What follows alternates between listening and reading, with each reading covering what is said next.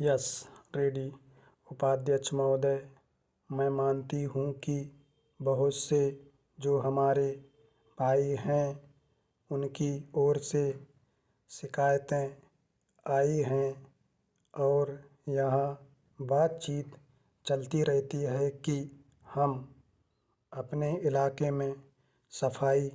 बंद कर देंगे, परंतु यह विषय स्वायत्त शासन संस्था के सहयोग से नहीं हो पा रहा है जैसी कि हमें आशा है और मैं समझती हूँ कि राजनीतिक दल स्वास्थ्य के विषय में ध्यान रखते हैं क्योंकि यह मानवता के लिए बहुत आवश्यक है और इसमें राजनीति का कोई रंग नहीं आना चाहिए, ऐसी मेरी आशा है। मैं अनुरोध करूँगी कि सदस्यों की जो समस्याएं हैं उनको ध्यान में रखते हुए दिल्ली प्रशासन कोई ऐसी नीति अपनाने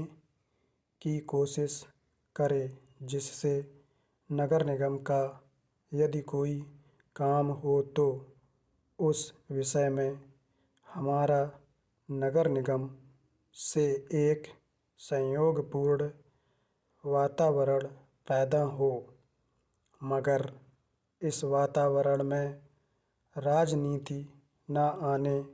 पाए। हमारे सामने एक उद्देश्य हो कि हमें जनता का काम करना है क्योंकि जनता के लिए हम चुनकर आए हैं। इसमें पार्टी का कोई प्रश्न नहीं है। दूसरी बात मैं यह कहना चाहता हूँ कि अनाथ बच्चों के लिए जो इस बजट में प्रावधान किया गया है कि उनके लिए केंद्र बनाए जाएंगे, तो मैं समझती हूँ कि इन केंद्रों के साथ साथ बेसहारा महिलाओं के लिए जो कि समाज से तिरस्कृत हैं, ऐसी महिलाओं के लिए जगह जगह इस प्रकार के केंद्र खुलने चाहिए जहां उन्हें रोजगार सिखाया जाए और साथ ही साथ आर्थिक रूप से स्वतंत्र बनाने की तरफ भी प्रयत्न किया जाए। इस विषय में मेरा सुझाव है कि जो बच्चे अनाथ हैं, जो बेसहारा महिलाएं हैं,